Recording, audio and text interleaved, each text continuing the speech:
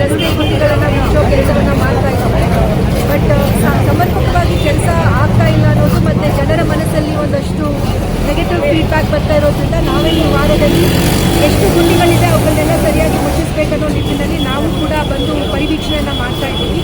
So ನಮ್ಮ East ಝೋನ್ನಲ್ಲಿ ಸುಮಾರು 260 kilometre ಅಷ್ಟು ಆರ್ಟಿರಿಯಲ್ ಸಬ್ ಆರ್ಟಿರಿಯಲ್ ಮೇಜರ್ ರೋಡ್ಸ್ಗಳಿವೆ. ಸುಮಾರು 2340ಕ್ಕೂ ಹೆಚ್ಚು ಕಿಲೋಮೀಟರ್ ಅಷ್ಟು ವಾರ್ಡ್ ರಸ್ತೆಗಳಿದ್ದಾವೆ.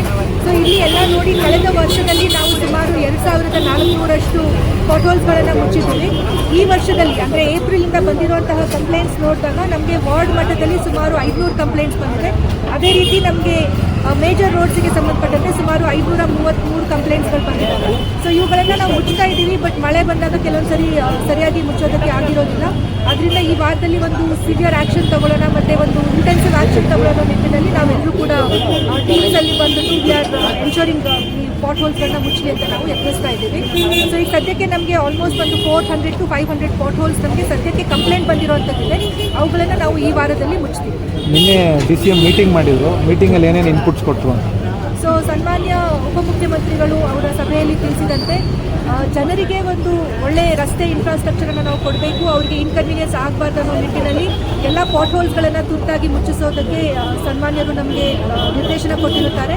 ಅದರ ಜೊತೆಗೆ ರಸ್ತೆ ಒತ್ತುವರಿಗಳನ್ನು ಮತ್ತು ಫುಟ್ಪಾತ್ ಎನ್ಕ್ರೋಚ್ಮೆಂಟ್ಸ್ಗಳನ್ನು ಮತ್ತು ಏನು ಮರಗಳಿದೆ ಬ್ರಾಂಚಸ್ ಏನಾದರೂ ಬೀಳುವಂಥ ತುಂಬ ಹಳೆ ಮರಗಳಿದ್ದರೆ ಅವುಗಳನ್ನು ವೀಕ್ಷಣೆ ಮಾಡಿ ಅವುಗಳನ್ನು ತೆರವುಗೊಳಿಸೋದಕ್ಕೆ ನಮಗೆ ಸೂಚನೆಯನ್ನು ಕೊಟ್ಟಿದ್ದಾರೆ. ಅದ್ರ ಜೊತೆಗೆ ಡ್ರೈನ್ಸ್ಗಳಾಗಿರ್ಬೋದು, ವಿಜುವಲ್ ಕ್ಲೆನ್ಲಿನೆಸ್ ಬಗ್ಗೆ ಕ್ರಮ ತೆಗೆದುಕೊಳ್ಳೋದಕ್ಕೆ ಅವರಿಗೆ ಸೂಚಿಸಿದ್ದಾರೆ. ನಿಮ್ಮ ಝೋನಲ್ಲಿ ಎಷ್ಟು ಸಿಬ್ಬಂದಿಗಳನ್ನು ನಿಯೋಜನೆ ಮಾಡಿದ್ದೀರಿ ಪಾಟ್‌ಹೋಲ್ಸನ್ನು? ಸೊ ಎಲ್ಲ ಡಿವಿಷನ್ಸಲ್ಲಿ ನಮಗೆ 12 ಜನ AWs ಇದ್ದಾರೆ, 6 ಜನ EEs ಇದ್ದಾರೆ. ಸೊ ಎಲ್ಲರೂ ಕೂಡ ಈ ಒಂದು ಕಾರ್ಯದಲ್ಲಿ ನಿರತರಾಗಿದ್ದಾರೆ. ಅದೇ ರೀತಿಯಲ್ಲಿ ಎಕ್ಸಿಕ್ಯೂಟಿವ್ ಇಂಜಿನಿಯರ್ ರೋಡ್ ಇನ್ಫ್ರಾಸ್ಟ್ರಕ್ಚರ್ ಅಂತ ಇದೆ, ಅವರು ಕೂಡ ಈ ಒಂದು ಕೆಲಸದಲ್ಲಿ ತೊಡಗಿರುತ್ತಾರೆ. ವಾಪಸ್ ಬಂದಾಗ ಗುಂಡಿಗಳಿದ್ರೆ ಸಸ್ಪೆಂಡ್ ಮಾಡ್ತೀನಿ ಅಂತ ಎಚ್ಚರಿಕೆ ಮಾಡಿದ್ದಾರೆ. ಇದು ಒಂದು ಒಳ್ಳೆ ಮೆಷರ್ ಇದೆ. ಯಾಕಂದರೆ ನಾವೆಲ್ಲರೂ ಕೂಡ ಒಂದು ಜನರ ಜೀವನವನ್ನು ಸುಧಾರಿಸುವಂಥ ನಿಟ್ಟಿನಲ್ಲಿ ಕೆಲಸ ಮಾಡಬೇಕಾಗಿರುವಂತಹ ಕ್ರಮ ಇದು.